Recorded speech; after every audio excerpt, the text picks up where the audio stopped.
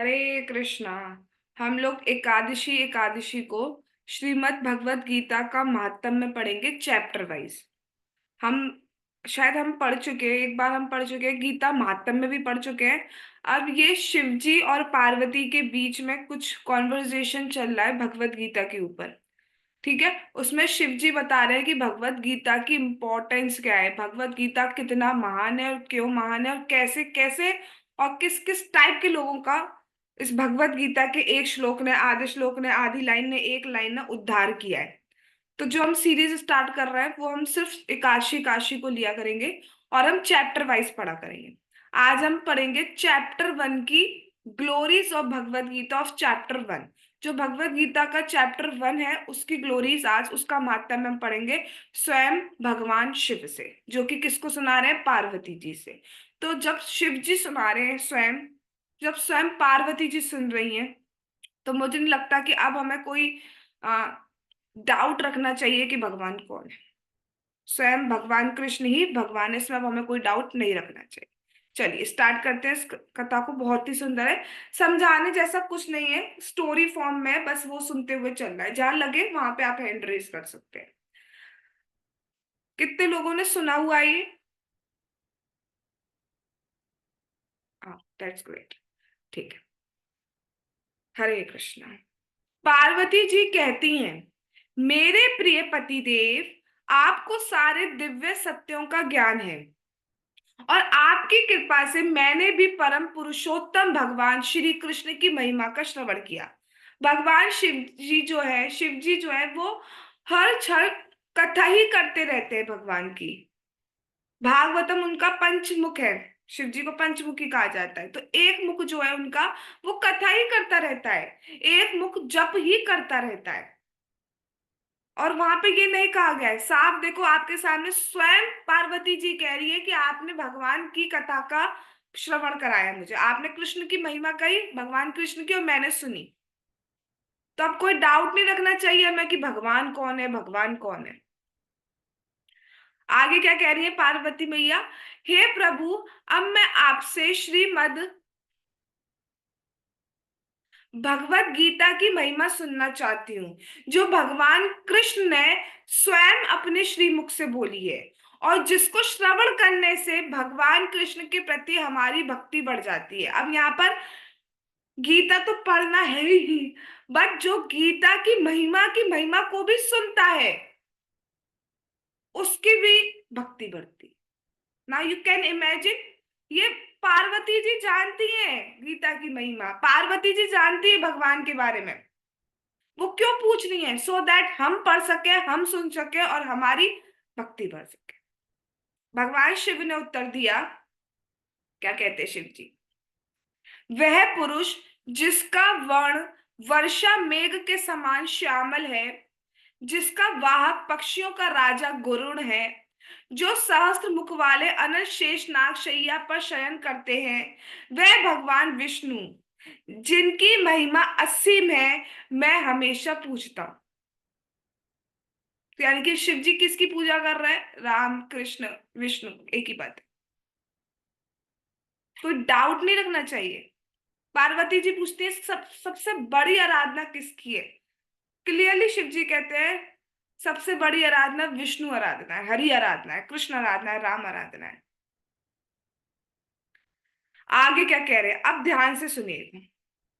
हे प्रिय पार्वती, एक बार जब भगवान विष्णु राक्षस मुर को मारने के बाद अनंत शेष पर शांति से विश्राम कर रहे थे, तो संपूर्ण ब्रह्मांड के सभी अच्छे भाग्य प्रदान करने वाली श्री लक्ष्मी ने सम्मान पूर्वक उनसे प्रश्न किया। अब शिव जी कथा सुना रहे हैं, शिव जी वो कथा सुना रहे हैं जो स्वयं भगवान विष्णु ने लक्ष्मी जी को सुनाई थी। वो चीज शिव जी ने सुनी थी और वही बात अब वो पार्वती जी को बता रहे हैं। तो शिव जी, लक्ष्मी जी ने, समझ में आ रहा है ना, सिंकिंग इन ना, कि एक एक तो सीन ये चल रहा है। अब वो सीन को रिमाइंड करा रहे हैं कि वो कहाँ से कथा सुना रहे हैं। वो अपने मन से नहीं सुना रहे, वो वही कथा सुना रहे हैं जो स्वयं भगवान विष्णु ने लक्ष्मी की देवी, सौभाग्य की देवी लक्ष्मी जी को सुनाई थी। और लक्ष्मी जी ने तब कब कब पूछा था उनसे क्वेश्चन। एक बार ऐसा हुआ था कि भगवान विष्णु ने मुर नामक असुर, एक असुर को मारा था। उसके बाद भगवान विश्राम कर रहे थे, तो जब विश्राम कर रहे थे तब लक्ष्मी मैया ने उनसे एक क्वेश्चन पूछा। क्या पूछते हैं देखिए। अभी अब जो लिखा हुआ आ रहा है वो लक्ष्मी जी कह रही है, किससे कह रही है? विष्णु जी से। क्या कह रही है? लक्ष्मी जी कह रही है, भगवान आप पूरे ब्रह्मांड के नियंत्रक और पालन करता है, लेकिन फिर भी आप इस क्षीर सागर में दुखी होकर शयन क्यों कर रहे हैं?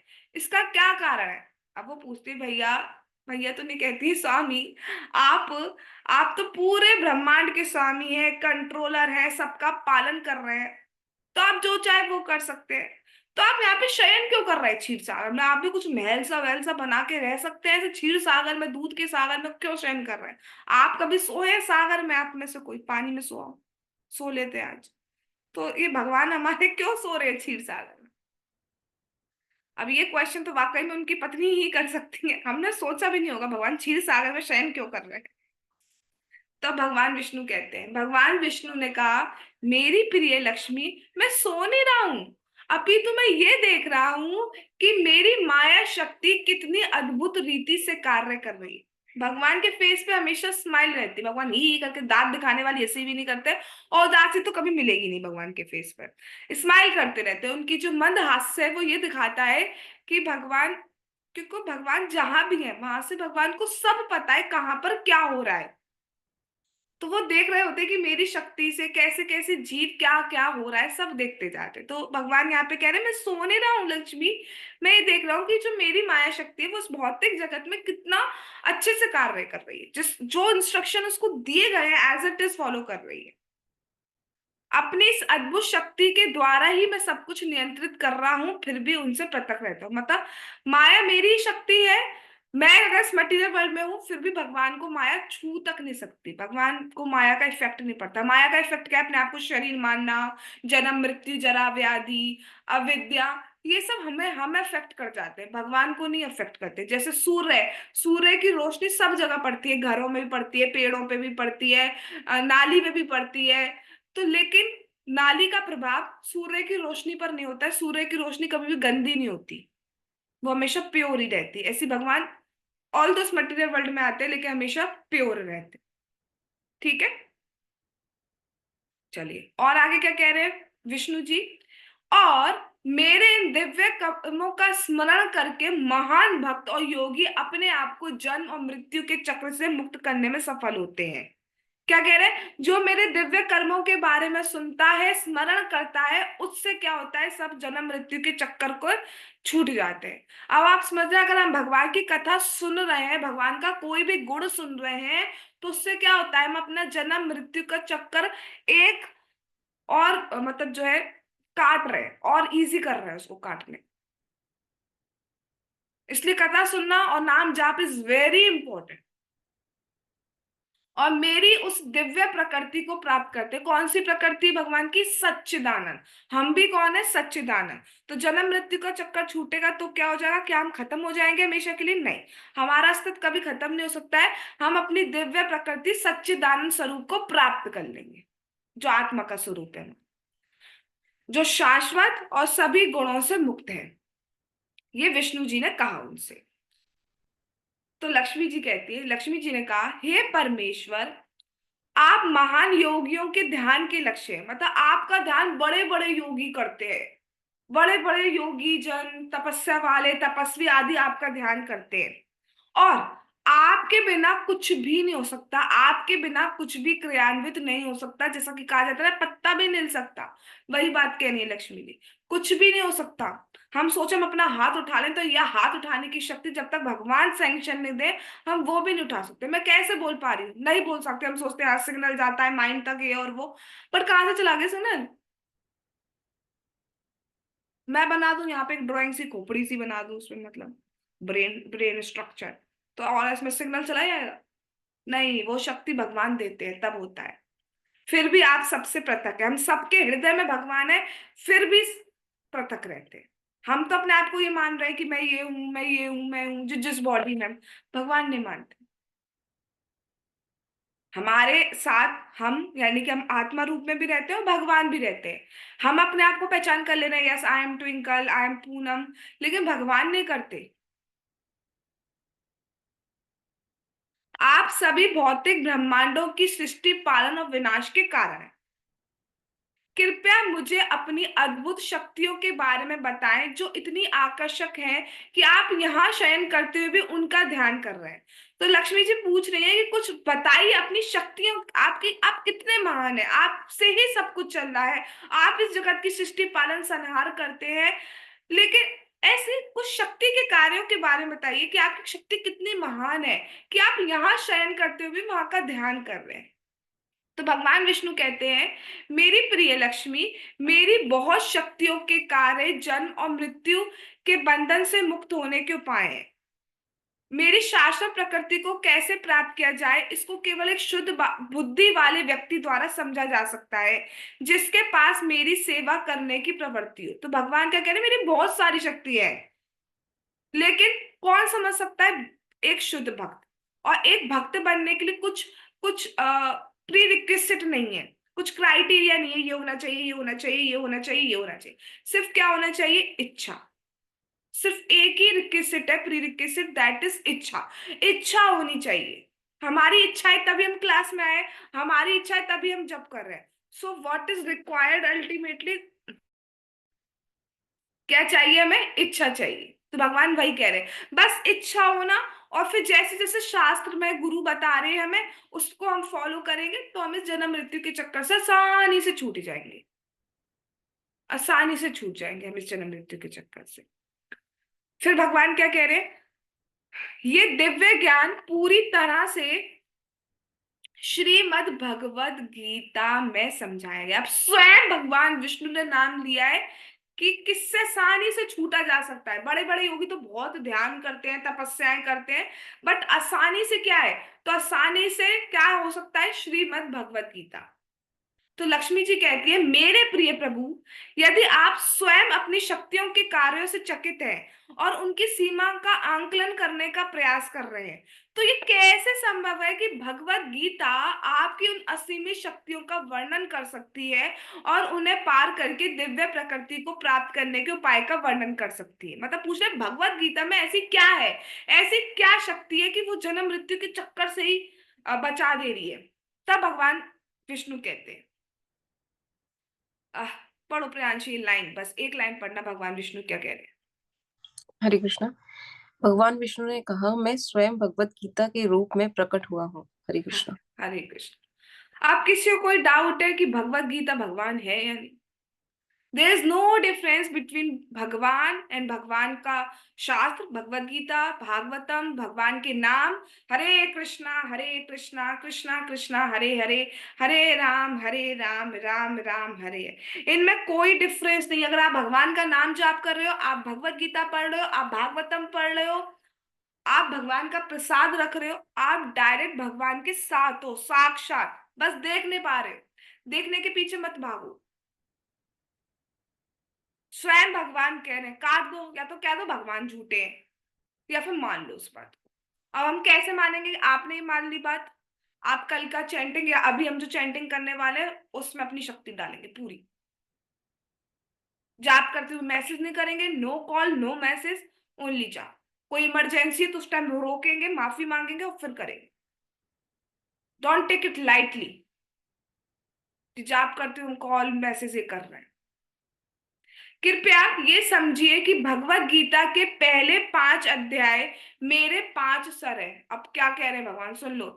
जो 5 अध्याय स्टार्टिंग के, वो भगवान का मुखमंडल है, 5 सर। अगले 10 अध्याय मेरी भुजाएं हैं, 10। 16वां अध्याय मेरा पेट है, और 2 अध्याय जो है 17 और 18, वो भगवान के चरण कमल है। तो किसी भी अध्याय को हमें स्किप नहीं करना है, सारे के सारे अध्याय में पढ़े रहे। इस तरह आपको भगवत गीता के दिव्य विग्रह को समझना चाहिए। क्यों ये लाइन बोली गई है कि भगवत गीता स्वयं भगवान का रूप है, फ्रॉम टिप टू टो।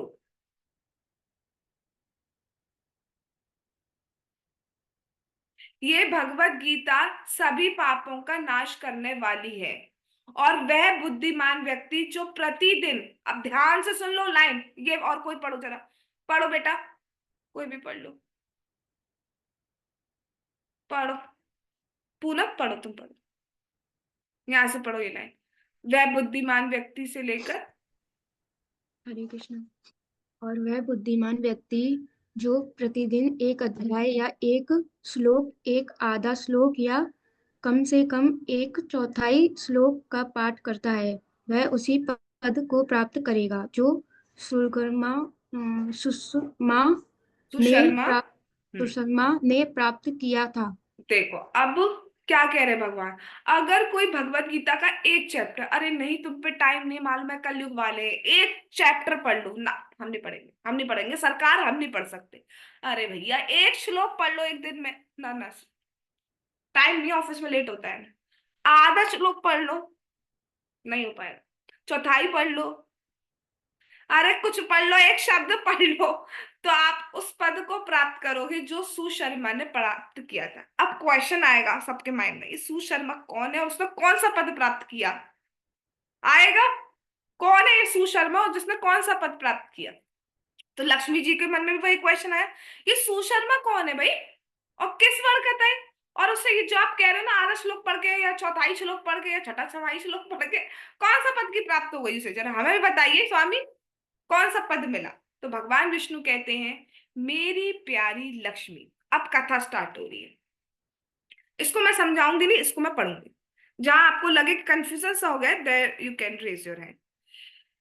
मेरी प्यारी लक्ष्मी, सुशर्मा एक बहुत ही दुष्ट और सबसे पापी व्यक्ति था, बहुत ही दुष्ट और पापी व्यक्ति था।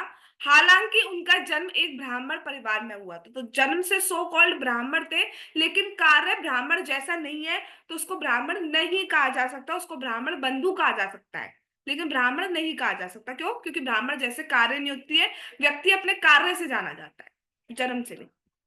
लेकिन उनके परिवार को कोई वैदिक ज्ञान नहीं था, तो ब्राह्मण के नाम पर ब्राह्मण थे नहीं, मतलब हाँ, जिसके मन में जो आए वो लगा सकते हो वो वर्ड।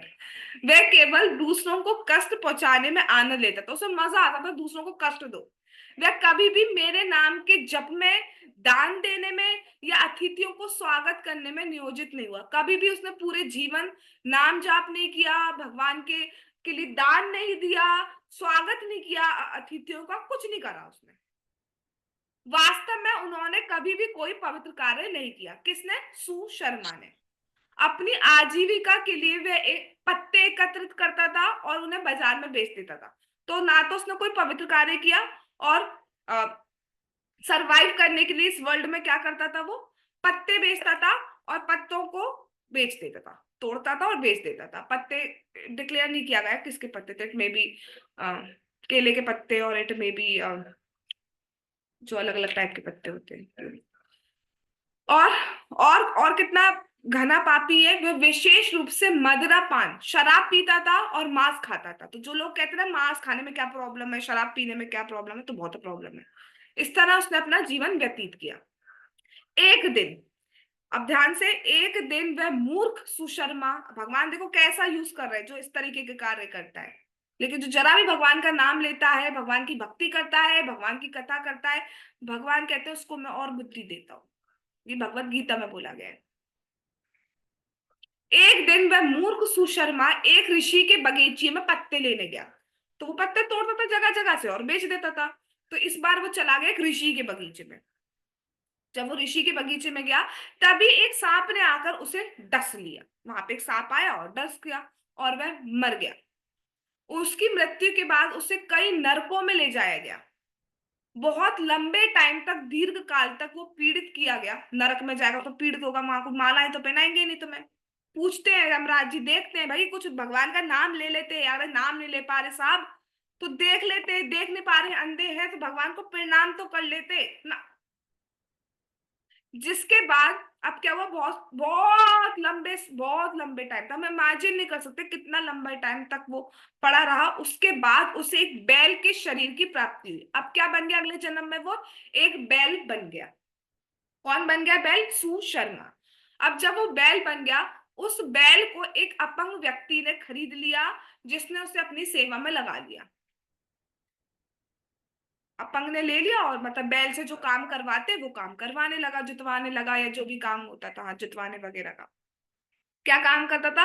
लगभग 7 से 8 वर्षों तक वह अत्यधिक भारी भार ढोता रहा।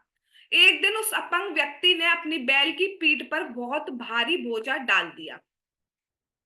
बहुत तेजी से वह उस बैल को ले जा रहा था, तभी अचानक बैल गिर गया और बेहोश हो गया। क्या हो गया, समझ में आई बात सबको? उस अपंग व्यक्ति ने बैल को खरीद लिया, वो उससे बहुत सारा, उस पर बहुत हैवी लोड्स रखता था, वो लेके जाता था। एक दिन की बात है, उसने बहुत ही ज्यादा हैवी लोड रख दिया, थोड़ा सा, और तेजी तेजी स्पीड में और ले जा रहा है।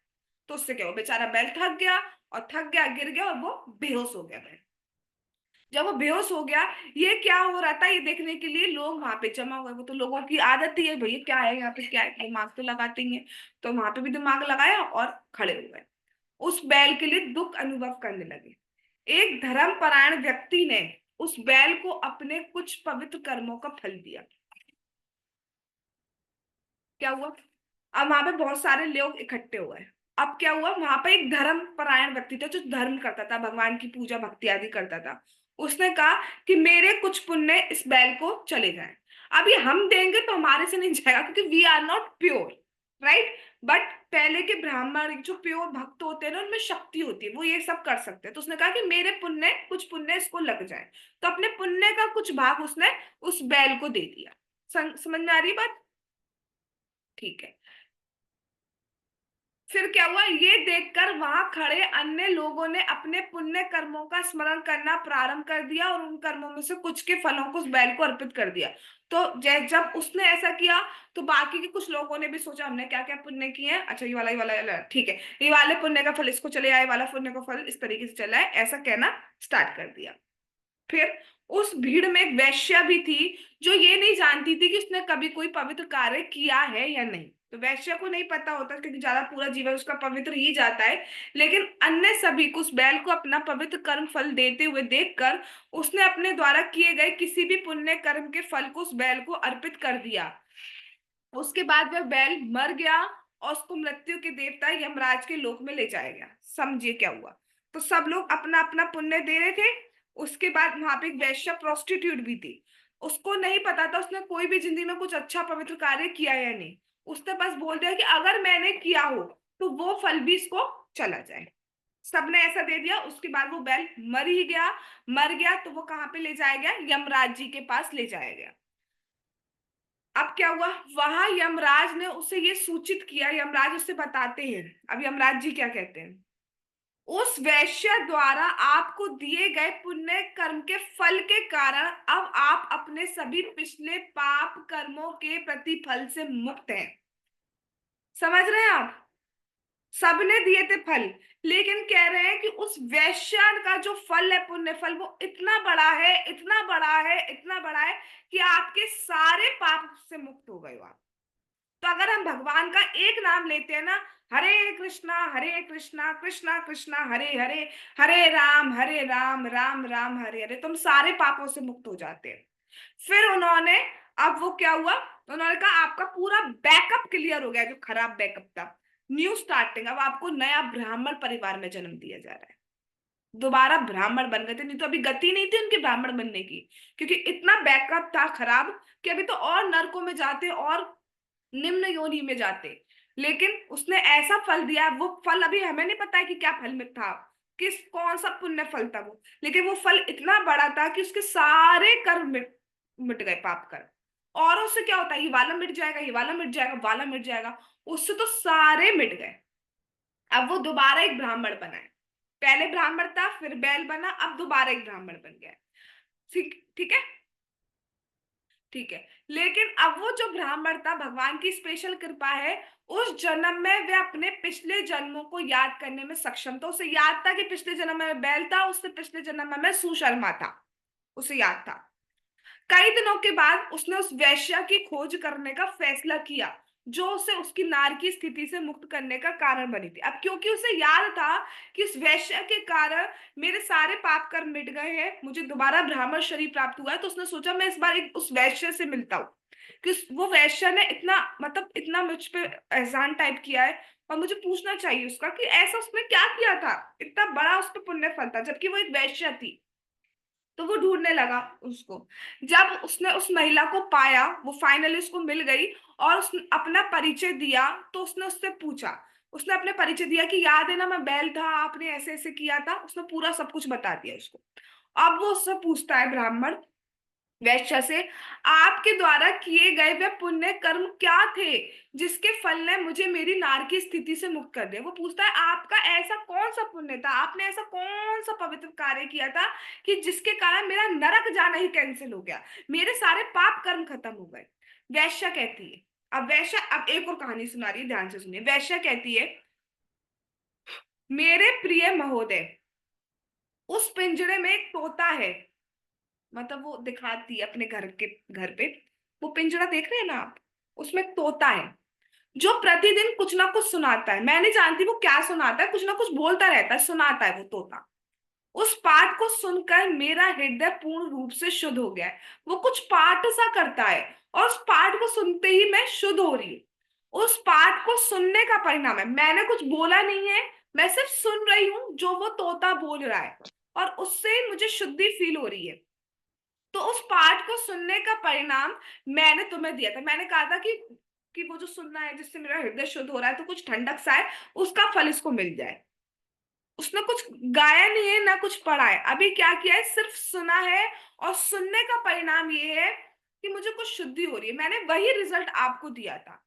इसके बाद उन दोनों ने उस तोते से उस पाठ के बारे में पूछा। अब वो दोनों को पता ही नहीं था, ना तो वैश्य को पता था कौन सा पाठ करता है, ना ब्राह्मण को पता चल पाया इस आंसर से। तो वो दोनों के दोनों तोते के पास जाते हैं और तोते से पूछते हैं कि आप कौन सा पाठ करते हैं, क्या बड़बड़ाते रहते हैं, आप क्या पढ़ते हैं, कृपया आप हमें बताइए। अब तोता अपने पिछले जन्म की बात बताता है। समझ में आ रही, कड़ी से कड़ी जुड़ी हुई है। तब तोता कहता है, तोते ने अपने पिछले जीवन को याद करते हुए अपना इतिहास बताना शुरू किया। तो आप समझ लो पिछले जन्मों से ऐसे हमारा चलता चले जाता है। तो आज हम नाम जाप कर पा रहे हैं, कथा सुन पा रहे हैं, ये भी कोई आज की इस जीवन का नहीं है, ये भी हमने पिछले कुछ ना कुछ किया है, सो दैट हमें मिल पाया है।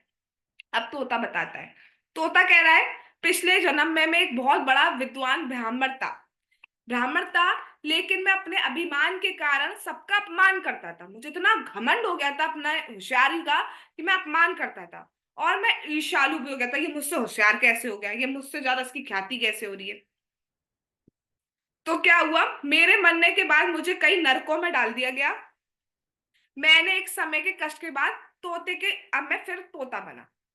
ठीक है, तो वो कह रहे पहले मैं ब्राह्मण था, अभिमान आया, ये हुआ, उसके बाद मैं तोता बन गया। जब तोता बन गया तो फिर क्या हुआ, मेरे पिछली पाप पूर्व कर्मों के कारण जब मैं छोटा था तभी मेरे माता पिता की मृत्यु हुई। तोते के जो माता पिता है उसकी मृत्यु हो गई। फिर एक दिन जब मैं बिना किसी सुरक्षा के गर्म रेत पर पड़ा हुआ था तो कुछ ऋषियों ने मुझे देखा और मुझे अपने आश्रम में ले गए और मुझे एक पिंजरे में डाल दिया। तो तोता कह रहा है कि जब मैं बहुत छोटा सा था तभी मेरे तोता तोती चले गए, माता तोता पिता तोती वो चले गए, सॉरी, पिता तोता माता तोती वो चले गए। तो मैं अकेला ऐसा पड़ा हुआ था रेत पर, गरम रेत पर। तो वहां से कुछ ऋषि जा रहे थे, ऋषि तो दयालु होते ही हैं, उन्होंने मुझ पे दया की, मुझे अपने साथ ले गए और अपने आश्रम में एक पिंजरा बनाया और उसमें मुझे रख दिया। अब नाउ ट्विस्ट, उसी स्थान पर उन ऋषियों के बच्चे श्रीमद् भगवत गीता के प्रथम अध्याय का पाठ सीख रहे थे। तो जहां पर वो पिंजरे में मुझे रखा गया वहां पर वो जो ऋषि के बच्चे थे, वो वो रिसाइट करना, वो गाना सीख रहे थे, भगवत गीता के चैप्टर 1 को बोलते कैसे, श्लोक बोलते कैसे, वो सीखते थे। उनके द्वारा श्लोकों की आवृत्ति को सुनकर मैंने भी उनके साथ उन श्लोकों को दोहराना शुरू कर दिया। तोते की आदत होती है, जो आप बोलो उसको वो रिपीट करता है, रस। तो वो बच्चे थे, वो भगवत गीता का चैप्टर 1 बोलते थे। तो तोते ने सुना सुना सुना, उसको याद होना स्टार्ट हुआ और उसने भी भगवत गीता के चैप्टर 1 के श्लोकों को बोलना स्टार्ट कर दिया। कुछ समय बाद एक चोर ने मुझे वहां से चुरा लिया और इस धर्मपरायण महिला को बेच दिया। मतलब ये जो वैश्य थी इसको दे दिया। तो भगवान विष्णु ने कहा कि भगवत गीता के पहले अध्याय का पाठ करने से वह तोता शुद्ध हो गया था, उस पाठ को सुनने से वो वैश्य भी पवित्र हो गई, और उसको सुनने का जो फल जो सुशर्मा को दिया वो भी पवित्र हो गया। समझ रहे हो? बस क्या था, वो तोते को जहां रखा गया वहां पे बच्चे जो थे भगवत गीता के चैप्टर 1 को पढ़ते थे। उससे तोता ने सुना तो तोता बोलने लगा। उसको वैश्य ने सुना तो वो पवित्र हो गई। और उस वैश्य ने कहा कि मैंने जो पुण्य किया है वो उस बैल को मिल जाए, तो उससे वो सुशर्मा भी पवित्र हो गया। 3 लोगों का उद्धार कर दिया किसने? जो भगवत गीता। इवन ये लोग तो बोले भी नहीं प्रॉपर, तो कौन बोले थे? वो बच्चे बोले थे, सिर्फ सुनने मात्र से, सिर्फ फल देने मात्र से। समझ रहे हो आप भगवत गीता कितनी इंपॉर्टेंट है? उसके बाद क्या हुआ, सुशर्मा अपने घर लौटा है। और उन तीनों ने व्यक्तिगत रूप से, सबने पर्सनली डेली भगवत गीता के पहले अध्याय का पाठ करना स्टार्ट कर दिया तीनों ने। और बहुत ही जल्दी सर्वोच्च गंतव्य कहाँ प्राप्त किया? बैकुंठ का। तो स्टार्टिंग में क्या कहा था? जो भगवत गीता का डेली चाहे एक चैप्टर पढ़े, चाहे आधा श्लोक पढ़े, चाहे एक श्लोक पढ़े, एक लाइन पढ़े, वो क्या किस पद को प्राप्त करेगा? जो सुशर्मा ने प्राप्त किया, अर्थात वैकुंठ को प्राप्त करेगा। जो कोई भी भगवत गीता के पहले अध्याय का पाठ करता है, सिर्फ बोलता ही नहीं है, अगर सुन भी रहे हो या पढ़ रहे हो, तो वो बहुत आसानी से दुखों के सागर को पार कर जाएगा और भगवान कृष्ण के चरण कमलों की सेवा करेगा। समझ रहे हैं आप? डायरेक्ट भगवान की प्राप्ति कर सकते हैं। आप सबके पास भगवत गीता है? तो जो लोग डेली चैप्टर नहीं पढ़ सकते हैं, कम से कम एक श्लोक डेली पढ़िए, डेली पढ़िए। अभी लगता है कितनी बड़ी तपस्या है, कौन डेली करे? बट करिए, जब जीवन छूटेगा, ये वाला शरीर छूटेगा, तब पता चलेगा कि ये जो हमने कर लिया मजाक मजाक में 2 मिनट निकाल के, 5 मिनट निकाल के, ये हमें कहाँ प्राप्ति करा रहा है। जैसे आपके सामने सुशर्मा, तोता और वैश्य का उद्धार। जगत गुरु शीला प्रभुपाद की जय, श्रीमद् भगवत गीता की जय, शक्तिला एकादशी की जय, श्री श्री गौर निताई की जय, श्री श्री कृष्ण बलराम की जय, श्री श्री ललिता विशाखा राधे श्याम की जय, श्री वृंदावन धाम की जय, हरे कृष्ण महामंत्र की जय, श्री जगन्नाथ श्री बलदेव श्री सुभद्रा महारानी की जय, निताई गौर प्रेमानंदे हरि हरि बोल। हरे कृष्णा कृष्णा कृष्णा हरे हरे, हरे राम राम राम हरे हरे। वांछा कल्पतरुभ्यश्च कृपा सिंधुभ्येव च पतितानां पावनेभ्यो वैष्णवेभ्यो नमो नमः। All glories to assembled devotees. Hare Krishna. Thanks for coming.